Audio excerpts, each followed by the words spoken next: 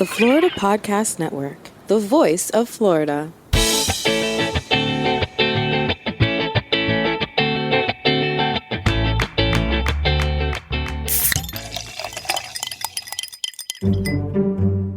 Happy New Year! This is Gerard with episode number 45 of Florida's Fresh Mix on the Florida Podcast Network, a random mix of Florida's freshest personalities. Hey there, Fresh Mixers. Welcome to Florida's Fresh Mix podcast. Welcome to the first episode of 2023. Yes, Woo. We are back. What's up, Gerard? Gerard's the host, by the way, for any newbies out there. He's the one who just woohooed. Hey, y'all. I'm back. He's back. We're back. How's it going, Amber? It's going well. Did you have Happy a nice New Year. holiday season? Yeah, Happy New Year to you too. Well, I mean, holiday season, I can't lie, it was terrible. But I did get to see my, there was some sickness involved, which is fine. I'm fine. I'll be doing this for a very long time, listeners. But I did get to spend time with family. That's the one thing you can count on every year, which is great. And I can start doing this again in the new year, which makes me beyond happy. Well, we are obviously very happy to be back with you guys.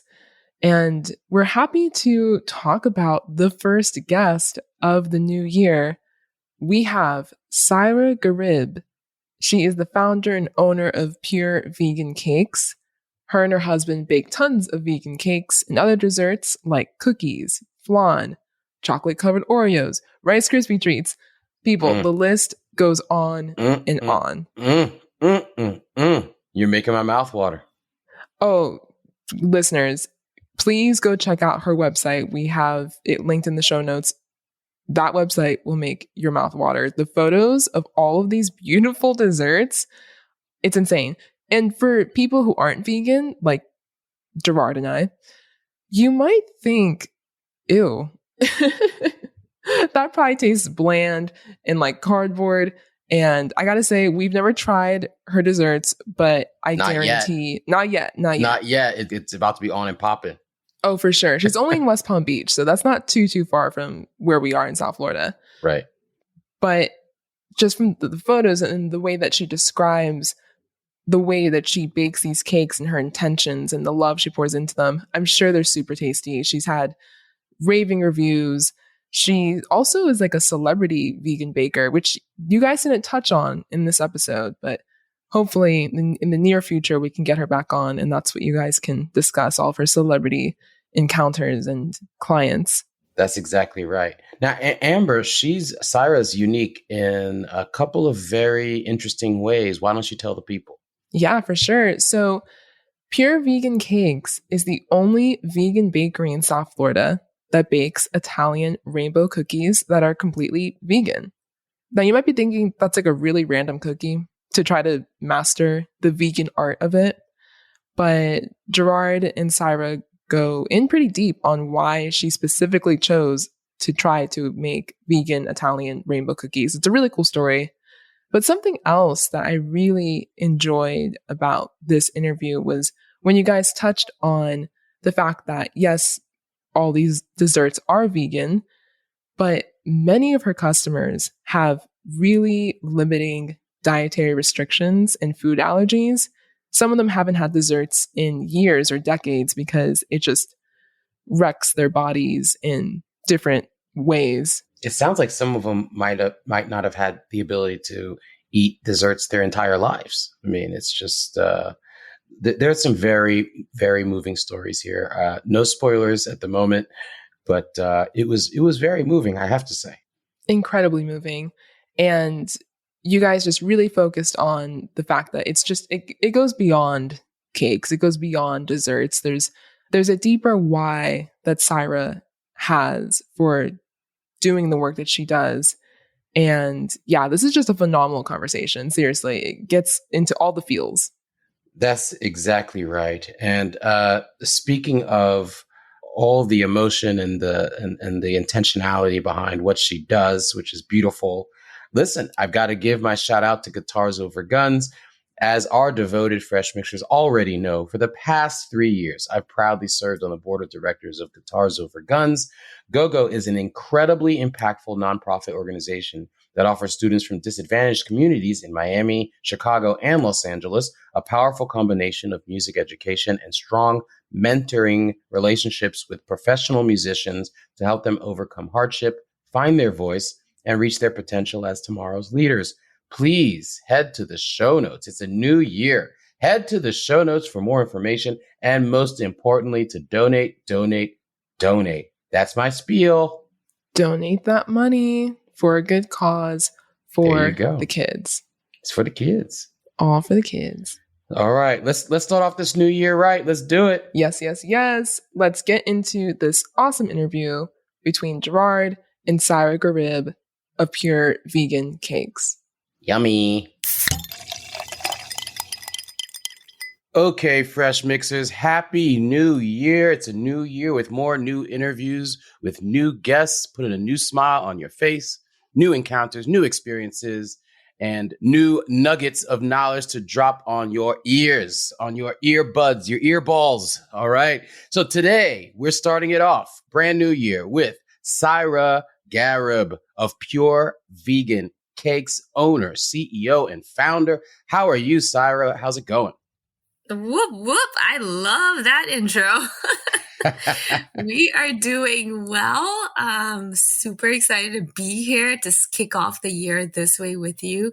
My first podcast of the year.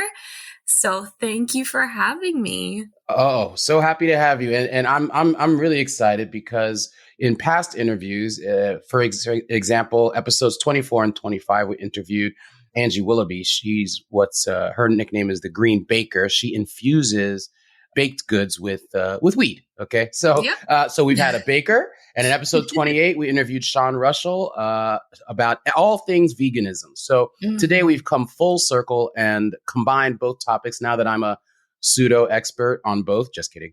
I can't cook anything and I don't smoke a ton of weed. Okay, that's a lie. But anyway, now we're come full circle because you have combined the wonderful art of baking with veganism, but in a way that for me is very inspiring. And we're going to get there because it's not just, okay, we want to make cakes that taste great for vegans, but there's a lot more to it. And I'm really excited to get into the humanitarian aspect and the personal aspect of what it is that, you know, how your journey has developed. And so we will get there, but let's talk quickly about your origin story. First of all, I am curious. Now you're located in West Palm Beach. So that's correct. That's our Florida connection. All right. I grew up in Boca Raton. My family is currently in Boynton Beach and Delray. So I'm very familiar with the area. But you're originally from New York. What part of New York and how long were you there? When did you come to Florida?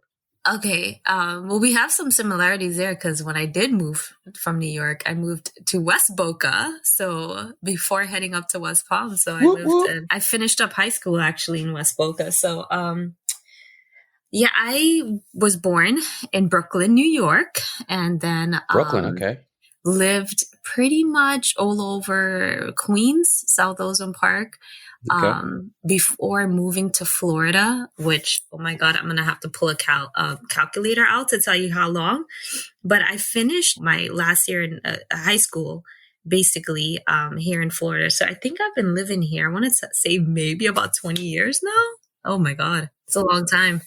Yeah, not sure if I'm a Yankee at heart anymore because, you know, the slightest breeze of going under 75, I'm freezing. Oh, I know, right? We just had our Florida quote unquote winter for 5 days last month. Yeah. And I was like, you see people all park it up and stuff. But anyway, were your parents from New York as well? I mean, are your family origins like, do they, where are they from? So I am actually Caribbean. My family is from Trinidad and Tobago. I knew it. So Trini, we're fun people for sure. If you've met some Trini people in your past, my family's from Trinidad and, I was not born there. I was born in New York, but I grew up very, very cultural.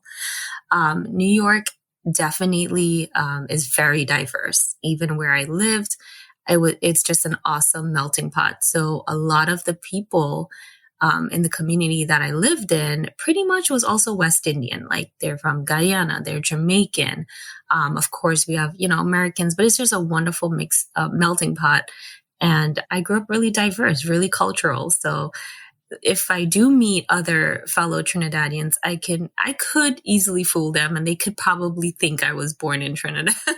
Okay, all right, good for you. I was going through your website and I was like, see, I can tell when people are West Indian. I can smell it. And that's why I had to ask you. So I don't want to dwell too much on it, but I just wanted to verify that I was right as usual. I know, absolutely. And I think that's important to know where somebody comes from, because everyone looks at me and go, oh, you're Indian, you're from India. We get that all the time because my ancestors are from India, which is why we have, the Indian look to us.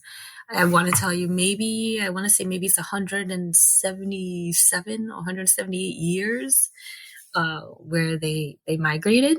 Mm-hmm. But I think that's important. It's definitely important part of your story as to what is your nationality, what is your roots, right? So I agree, because I'm 100% Haitian. Similar to you, though, I was born here in the States, but I do have a lot of Haitian family in Queens, also Long Island, and throughout New York. But I grew up in South Florida, and my sister and I get made fun of because we don't speak fluent Creole, but I only speak taxicab Creole. So like sac passe, nabule, that's as far as it goes. You got it. All right, we've established that. Now let's get into you and your contributions to the culinary universe. So what do you not make? You make custom cakes, you make cookies, you make cupcakes, flan, chocolate covered Oreos. Oh my God. Rice Krispie treats. Oh my gosh, that takes me back. Cake jars. I don't even know. I mean, does that mean what I think it means? So you pretty much we could put cake in a jar, but one of our signatures, I don't know if you have it on the list, is I was getting there. Go for it. Go ahead. Well, I was going to say, you're the only vegan bakery in South Florida that makes Italian rainbow cookies. So why don't we start there? Because that's very interesting to me. Tell me about what's so special to you about these Italian rainbow cookies, and why is it such a unique item on your menu? Oh, wonderful. I thank you for these questions. I'm really, really enjoying it. So when I was a kid in New York, again, I mentioned, we grew up really diverse. So there was actually multiple bakeries. And actually there was this popular then was a Guyana-based Caribbean bakery that was down the street. And every day of me walking home, several days a week, I just had to go in and grab a few pieces of this Italian rainbow cookie. And back then they would sell it by the pound. So it wasn't like you could go in and say, I want, 4 pieces, but me being small as I am and being a very frequent customer, they got to know me pretty well, and they won't give me any hard time. Like, oh no, ma'am, you need to buy a whole pound, So I would pick up these rainbow cookies from school, walking home, come home, indulge.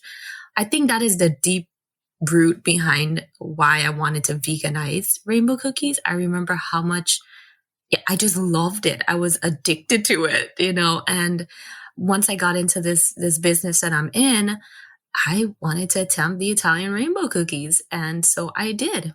And very, very fast, it became a signature item. I not only make them traditionally the way it is, as far as the cubed pieces, tricolor, I actually make it in a whole cake. And that has become such a signature item. So I bake it in a cake form, as well as the normal square pieces. But that's kind of where that came out from, was because it's my childhood favorite, one of them. That sounds great. And then you get a morsel of your childhood with every bite, right? So that's a nice way to put it. Yeah, absolutely. You can use that in a commercial. So what came first, the veganism or the baking? The baking. Good question. Very good question. The baking. So when I started, we basically lived a vegetarian diet, but it was borderline to being vegan. And I'll explain why. Because, we were already using vegan mayonnaise and different things. We never ate eggs, and a lot of products have egg in them. such as cakes, desserts. So I was vegetarian at core, borderline vegan for probably 23 years. And when I started baking, I would bake sometimes using just milk, but my products never had eggs or anything like that in them, and no butter either. So very quickly into the baking, maybe about 6 months, 7 months or so into baking, once we launched, we basically converted everything into full-blown 100% vegan, which was really the milk. And at this point, you know how many plant-based milks we have these days.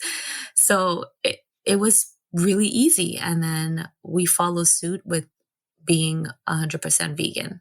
Okay, interesting. So now I feel I'm fairly proud of myself because the only reason that I know the difference between vegetarianism and veganism is because of the prior interview we did, because I was completely ignorant before that about what the difference was. Because I'm a self-proclaimed meatitarian, so I don't know. But look, if something tastes good enough and I can be fooled, I am totally game. If I can avoid eating an animal, no problem. And so, and I know, and I don't think we need to go deeply into like why you became a vegetarian. People have different reasons, and I think they're all pretty, they fall into different buckets that are pretty obvious. I'm more curious about what caused you to make the switch from vegetarianism to veganism. And I guess first, I'm going to take a shot at explaining the difference to see if I actually learned anything. Okay. So my simple explanation of my simple definition of vegetarianism is that you don't eat animals, and then veganism is like you don't eat anything that's related to animals at all, like anything that's produced by them, whether it's the milk or basically anything coming from an animal. Am I in the ballpark? Yeah, no, you totally nailed it. I think it's so easy just to say veganism. You don't do absolutely anything with animal, whether it's wearing it or eating it, so you covered it. Because I think vegetarianism, actually, funny enough, it's more complex than being vegan. Vegan is full-blown, as I mentioned, full-blown, no animal. Vegetarianism, people get pretty complex about it because just like I mentioned prior, I didn't eat egg. Well, being vegetarian, a lot of people includes egg, includes fish. It's like some people do seafood. So yeah, you totally nailed it. And that's the easy cut and dry. So what inspired you to move from vegetarianism to veganism? I know that it was just, we were already borderline. It was just like the next thing we had to do, basically like almost like a natural kind of you evolving. I knew we were going to be full-blown vegan, and then just baking now vegan. That's it. We ensure that there's no, cross-contamination, things of that, because we not only just bake vegan, which I know we're going to get into, Gerard, but we bake for a lot of high allergies. And so I refuse to have anything that would be considered cross-contamination in my kitchen. Right. So we totally just transitioned very, very easily into being vegan. I find it so interesting. You keep saying we, and I assume you're talking about your husband, right? Yeah, my family. So now, who's driving? Because you're saying it so definitively. Like I knew we would always become pure vegan, and I'm just like, okay, I can see who's the boss in this house. No, is this something is the whole vegetarian and vegan journey? Is that something you guys decided together with equal interest back in the day, or did one have to convince the other? How did that happen? No. So it's funny. Good question. But so when I met my husband, the whole meant to be scenario, we both were vegetarian. Oh wow. I actually had like a year more than him, and then transitioning to vegan. That was just it was a decision we made together, but it was almost like a no-brainer because we knew like this is what we had to do, and we know it was the next step. Right. Okay. All right. Well, that makes it easy. But you didn't meet, I guess you met and it was kind of coincidence that you guys were both vegetarians. Yes. Okay. Yeah. All right. You didn't go to like some vegetarian dating. No, dude. No, like totally not. We met at Hard Rock Cafe. Nope. Oh, okay. All right. Cool. Well, that's a story for another day. So let's talk about, I was interested in how much experimenting it took. I mean, you studied baking, right? I mean, that was your thing. You went to school for it. Am I getting that wrong? No, not at all. I did not go to school. No, Oh, you did not for not. baking. Okay. All right. No. I think okay. I can make mistakes. It's fine. No, that's So, okay, but it is perceived that way. I will tell you that. okay. All right. So that's that, which is a great compliment in and of itself, right? If people think that you must have been taught to do this, but so then how did you learn to bake? Is this something you just in your from your family, or you had an interest just yourself? Like, how did that happen? Total interest, it's actually, you hear it more frequent than you think, that a lot of bakers are self-taught. I enjoyed baking. I would do that just at home. But things really changed when I had my daughter, because I always wanted to learn how to make these cakes pretty, how to decorate. So I want to say for one of my birthdays, my husband got me these basic decorating courses. Mm-hmm. And when I say basic, they just showed you how to use a bag, how to hold a bag, how to hold a piping bag. Total basic, not, it wasn't extremely hands-on or anything like that.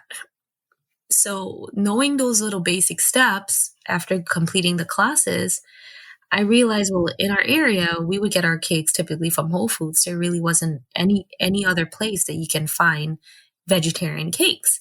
And also having a kid, I started to think, well, where is my kid going to get these cool cakes that I see people with, So that kind of is what started the ball going in the direction of this business. What I found interesting in reading your background story is you said it took 8 months of experimenting to kind of figure out the recipes and the products you could offer, and then how to get it to taste right and all that stuff. 8 months, really? I mean, what was that process like, and how annoying was that, and how fat did you all get? Oh my gosh, you're so funny.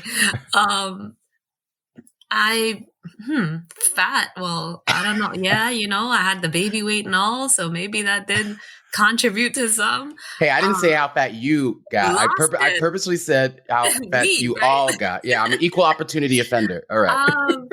No, you're good. You're good. It was tough. It was tough in the sense where I think, I was absolutely determined for sure, because, for sure I didn't give up. But I would try out different recipes, tweak everything. And this is why what vegan baking really means. We don't use animal products. So we're talking about no eggs, no butter, no milk or dairy, or some people even throw yogurt in there, all that stuff, right? So no dairy, butter, eggs.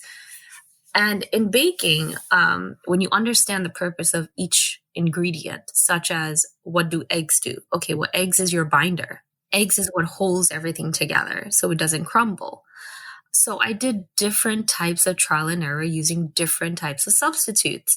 Applesauce, and there's this energy egg replacer and tofu, and the different measurements and the different substitutes. So when you talk about 8 months, yeah, it's 8 months of constantly trying all different combinations to make sure you can get this cake, 1, to stay together structurally, Mm-hmm. 2, not be overwhelmingly sweet, but be, have that right balance, 3, have the fluff, the rise to it like a normal cake.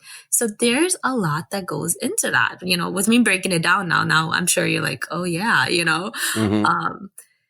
So yeah, 8 months of constant trial and error. And sometimes when I did get close enough, I would, use that recipe a little bit more. And then, I, of course, was the biggest critic. But until I felt like it was perfection to a degree, I refused to really put it out there professionally. I would say I accomplished, like my vanilla-based cake. That one would be the first one. Chocolate, which I am a chocolate fan. Chocolate is it's my favorite. So I spent more time trying to perfect chocolate for sure, like having that rich chocolate taste, Mm-hmm. not mild. So with no offense here, but I don't use Hershey's chocolate because that's what I feel. I feel like Hershey's chocolate is not to that standard that I really, for that richness that I'm looking for that dark chocolate richness. So yep, 8 months, my friend, of constant trial and errors. Well, it sounds like it was well worth it because it sounds like you've cracked the code. You say that you don't put things out unless you're 100% sure that it's the way you need it to be.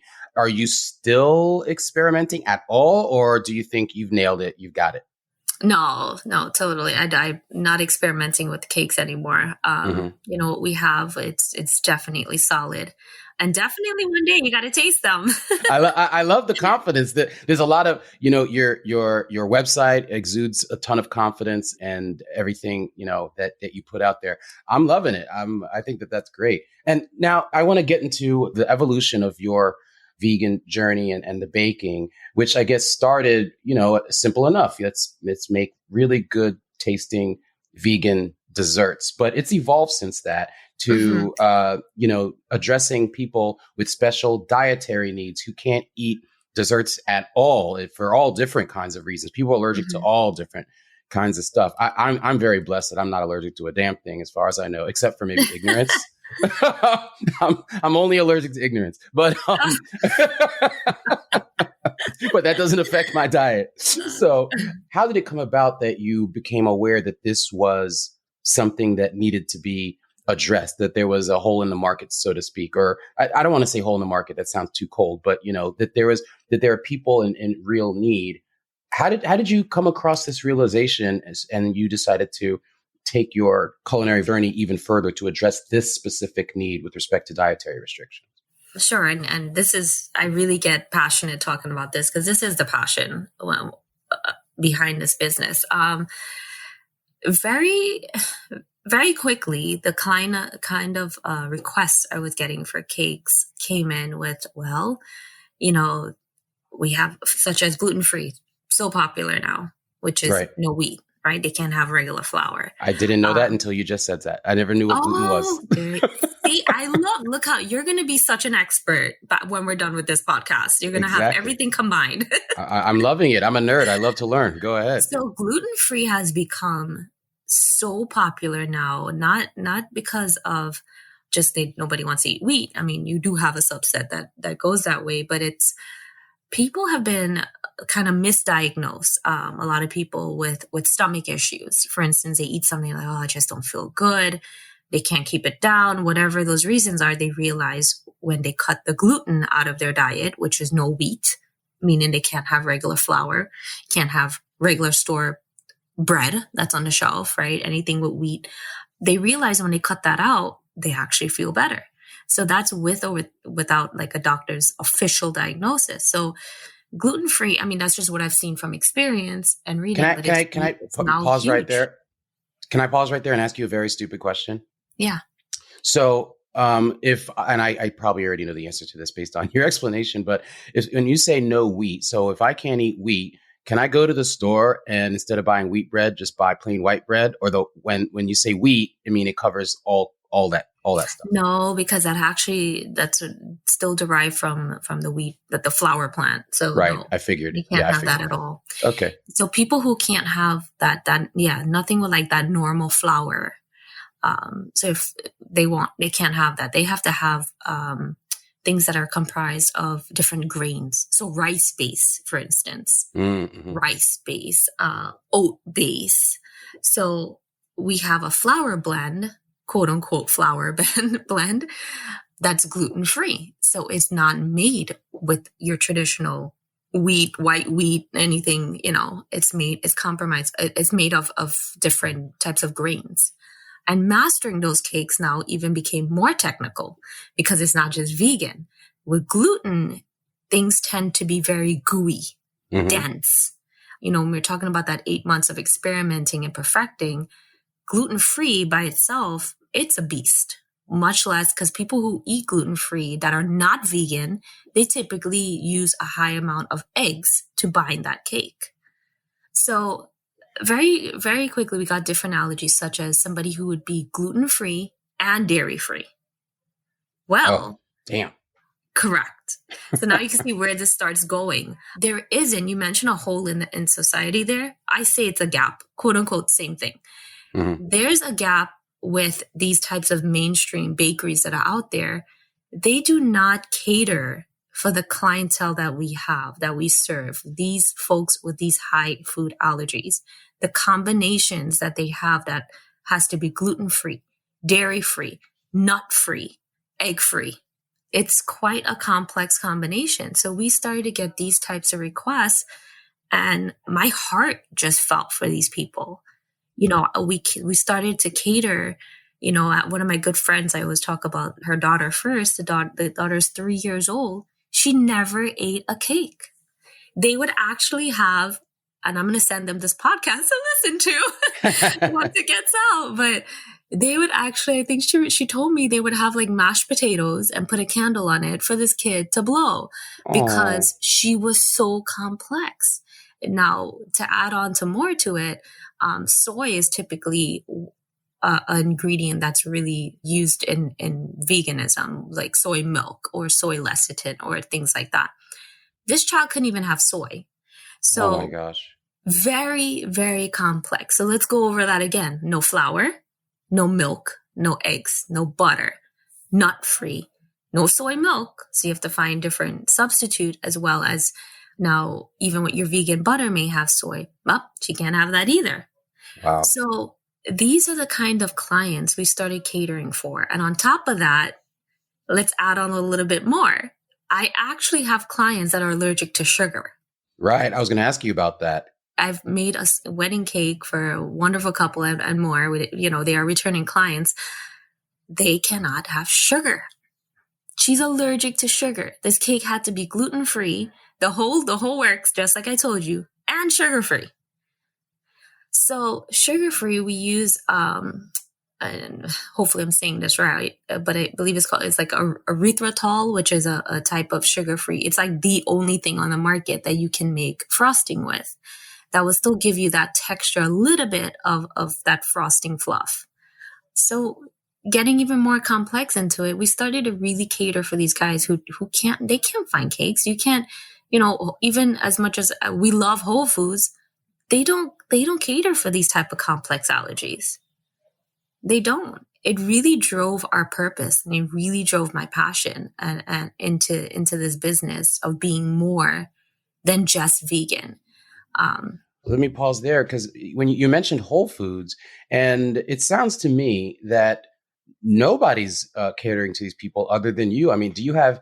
I'm not trying to get you to name your competitors, but do you even have any that get this specific as far as addressing the same clientele that you do with these special dietary needs? I want to say I'm not sure. I do know of some other local bakers that may do gluten-free, but to be honest, I don't believe that they go as far as, you know, myself, as I mentioned, being even sugar-free.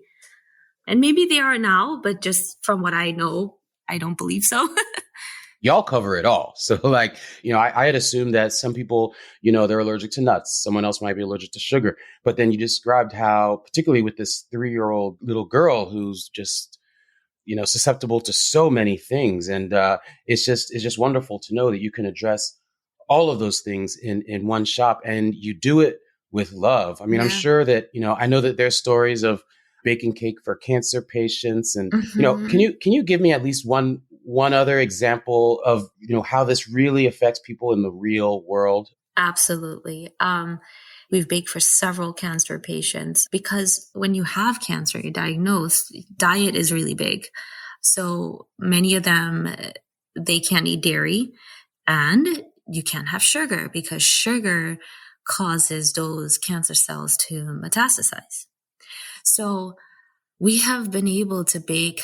I say this, and this is really emotional, because it's like saying that you're baking the last cake that somebody's going to eat. You know, when you really think about that, this is the last, let's just say if it's a birthday, right? Yeah. This is your last birthday. This is your last cake. You know, having this purpose and stuff like that. And I'm sure when we get off of this call, you're going to realize how having a cake is almost like a luxury to people. Mm-hmm. It is. They don't have that option of just walking into any bakery, you walk in a supermarket, you see all these pastries. Oh, let's grab that. Let's have this. No, they don't have that option. For a cancer patient, I'll tell you one of the last cakes I did. Actually, this was last year. He actually was a swimmer. He went to Notre Dame University. He was a swimmer, and he was, God, I want to say maybe 20, 21, around there. So young. Definitely early 20s. I can't remember the exact number now. But he had a brain tumor. He was diagnosed with a brain tumor. His uncle reached out and wanted this cake. The family was coming into town, and then mentioned this was going to be his last cake. This was going to be his last birthday. We're all coming into town. He has these restrictions. It has to be dairy free. It has to be gluten free. It has to be this and that. And without a doubt, I said, oh, no problem. This is what I do. I am so honored. I'm so blessed to have that opportunity to make this a cake. And I said, it's going to be the best carrot cake he's ever eaten. And when I get these kind of requests, this is the kind of love I pour into it. I make sure that's the best cake that they go out eating.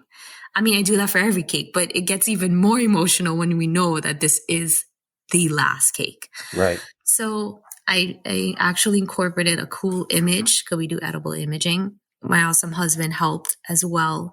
We created an image of like him, like almost like the Michael Phelps kind of swimming, coming out of the water kind of thing and swimming.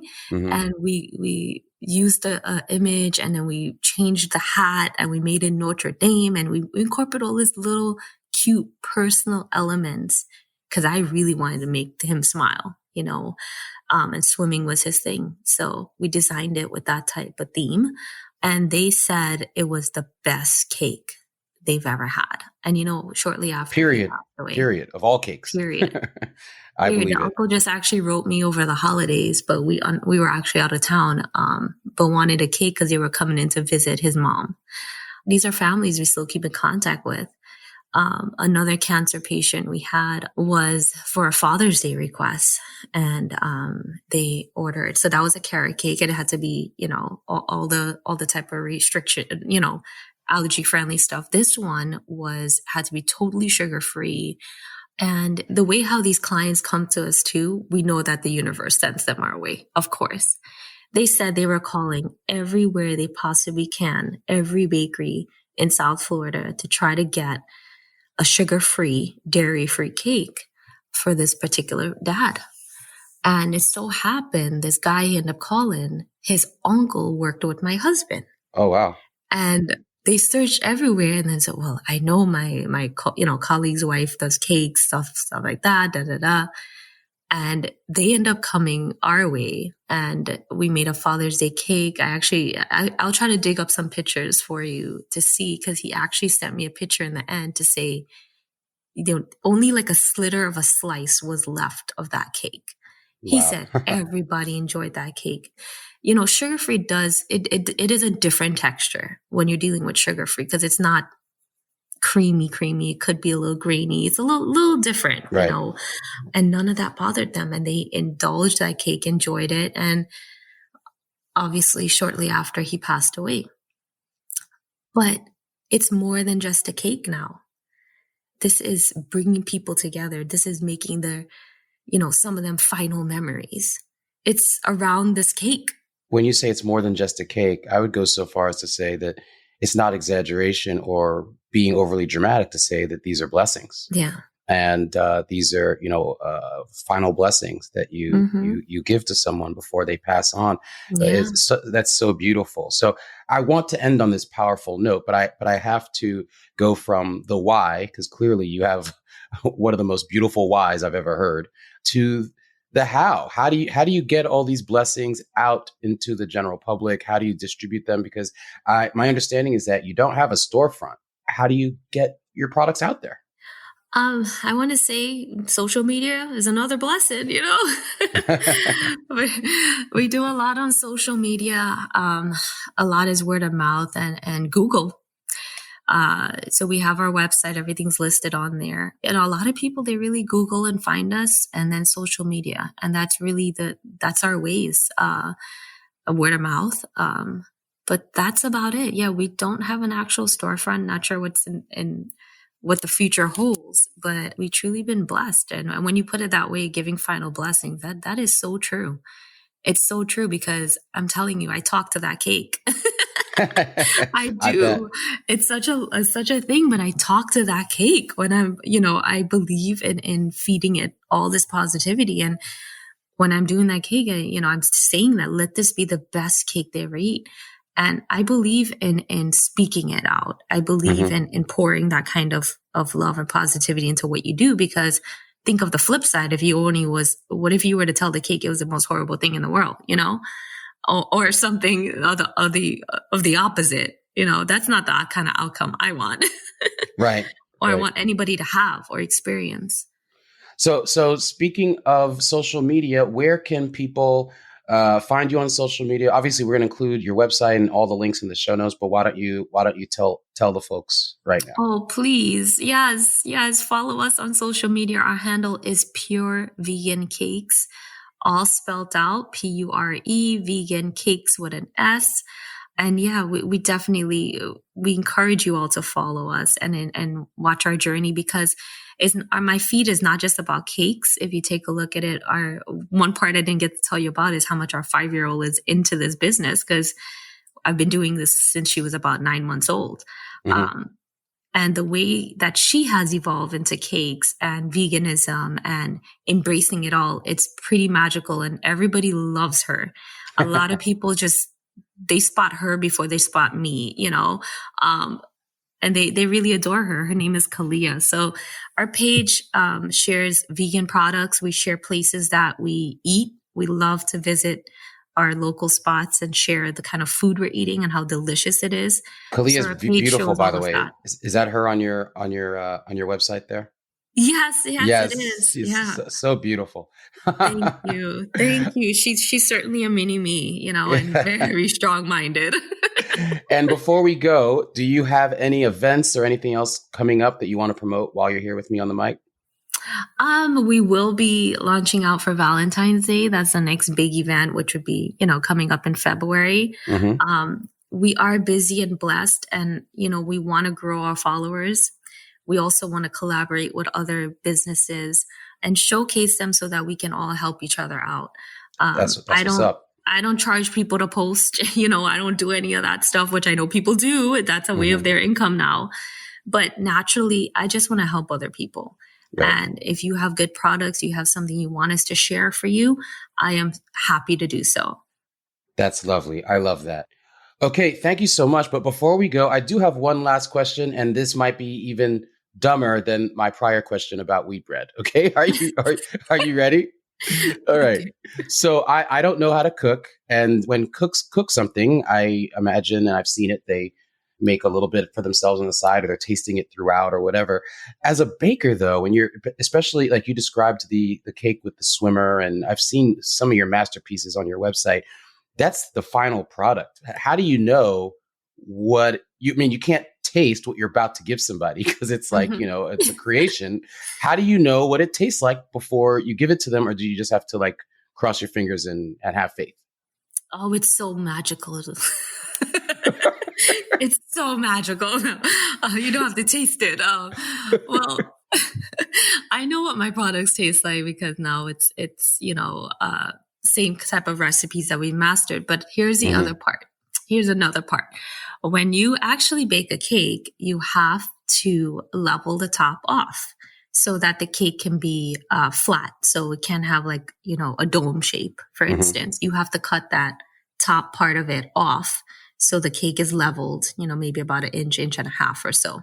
Okay. So if I wanted to taste and make sure the cake texture was great, not the filling or the frosting, but the cake itself, when that cake is leveled, then the top becomes just cake scraps. So you can eat them.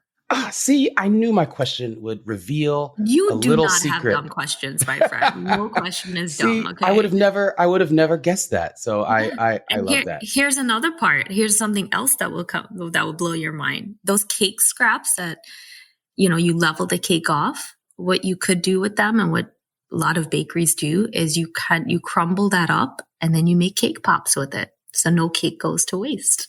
Cake pops? What's a cake pop? Cake pops. Okay. So it's rolled into like a little tiny ball, and you can add, like a lollipop stick to it. and then you dip it in chocolate. Oh my gosh, that sounds delish. Oh my gosh. But here's another thing that I do in my cake scraps. I feed it to my ducks in the pond in the neighborhood. Oh, those are some lucky duckies. My animals are eating cake. I do. If we don't eat it enough, it goes to them. The duckies, they all get it. The squirrel in the back, they eat cake, man. It's the cake house. Wow, lucky duckies. Wow. Okay. So anyway, well, what a wonderful, inspiring interview on so many levels. I love the entrepreneurialism. I love the Caribbean connection. I love obviously the love that permeates your family and the teamwork with you and your husband and just your mission just to bring these blessings to people with special dietary needs and sometimes in the most trying moments of their life. It's just all of it. You're all the things. And I really appreciate you. I feel blessed having had you as this year's first guest on the show. And just thank you so much. I wish you nothing but best in the future. And I look forward to following your journey. And hopefully this won't be the last time we're in contact. And I'm going to have to get my some of that in my mouth at some point. Yes, for sure. No, you have to. Both yourself and your team that I've been communicating with has been phenomenal. Amber is awesome. So I definitely let's meet. Let's get you some product. And this is not our last talk. We're gonna talk again because you know what we didn't get to talk about? We didn't get to talk about some of the celebrities. So I look forward to chatting with you. Yeah, we're going to have a follow-up. And then I want to share some of those stories with you as well. Wow. I think this is the first guest that's actually invited themselves back on my show. So I'm loving it. I must be doing something right. Oh, okay. All right. We're definitely going to have to do that. So listen, I appreciate you so much. Have a wonderful day, and we'll definitely be in touch and looking forward to part 2 in the future. Me too. Thank you so much. Have a blessed day.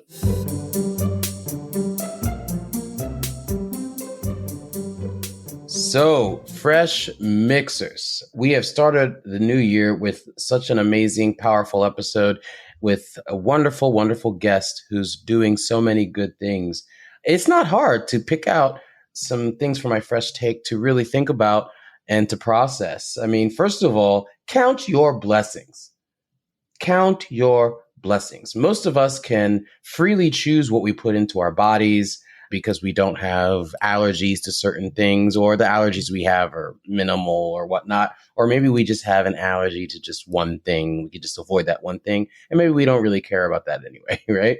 But often, even though we can freely put whatever we want in our bodies, we often abuse that, particularly living in America, which I haven't looked this up lately, but I can pretty much guess that statistically, we're like the fattest people on earth and the most out of shape because we abuse this freedom we have we not only do we have the most food and the most diverse food, but we also have the worst food, and we just, shovel everything into our bodies as a nationwide community.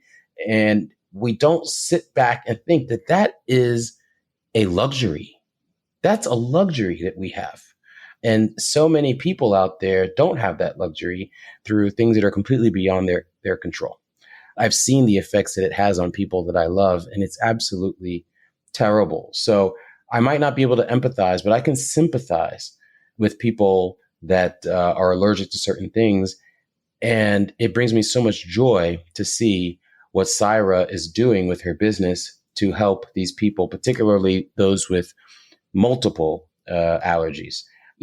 Learn to appreciate the abundance and the things that we do have in this country and the things that we can enjoy that other people probably cannot. For instance, I think since high school, as a rule, I haven't eaten desserts. That's when I kind of became obsessed with nutrition and my health. And that's when I started working out, etc. But I always take a bite for several reasons. One, I want to make sure not to offend, someone giving it to me. If it's someone's birthday or if I'm at someone's, a house gathering or whatnot, I don't want to offend the host. And two, I'll taste anything once. I think life is too short, and just you never know. You try everything, but I'm very disciplined. I can take 1 or 2 bites and then I'm done. But having heard these inspiring stories from Sira, I'm going to appreciate that practice even more now. That even though I'm disciplined enough to take only 1 or 2 bites, those are 1 or 2 bites more than many of her clients. And these are clients that are very lucky to have her and have found her, because it's not everybody that does what her kitchen does, right? Specifically catered to them. And that's a beautiful thing. And every time they find her, that's a blessing in the making. I would also say, just remember to have empathy. Let me give you a thought challenge. Okay. Fresh mixers, think about, regardless of how you make a living, no matter what it is, have you really sat and thought about something outside of your immediate needs, paying your bills, etc.? We all have to focus on that. But have you thought about how you can gear either your business or your skill set towards helping others in need? And I'm not talking about writing a check to make a donation or something like that, which is all helpful. I wouldn't dissuade anybody from donating to a charity, particularly if it's Guitars Over Guns. Okay. But have you thought about how actions you can take through your business or your talents can directly affect someone's life, even if it's just one person, affect them positively? And Sira does an amazing job of showing how you can do good without having it take away from yourself. As a matter of fact, you can see that this actually enhances her life. It enhances her life to do good. You can see that in the emotion that she expressed when she was talking about some of these instances of people perhaps having her cake or her dessert being their last dessert on earth. It's powerful stuff. And I'm going to end this fresh take now because I'm starting to get a bit verklempt. But just think about those things. What can you do? There must be a way that you can use your business or your talents to help others. And it doesn't necessarily have to be at your detriment. Look at Sira as inspiration. I think that what she and her family are doing is absolutely selfless and beautiful. And she makes a living from it. Let that marinate. All right. Thank you so much for listening in. Get ready for our next episode of The Fresh Mix. I guarantee you it will knock your socks off. That's a teaser. Take care.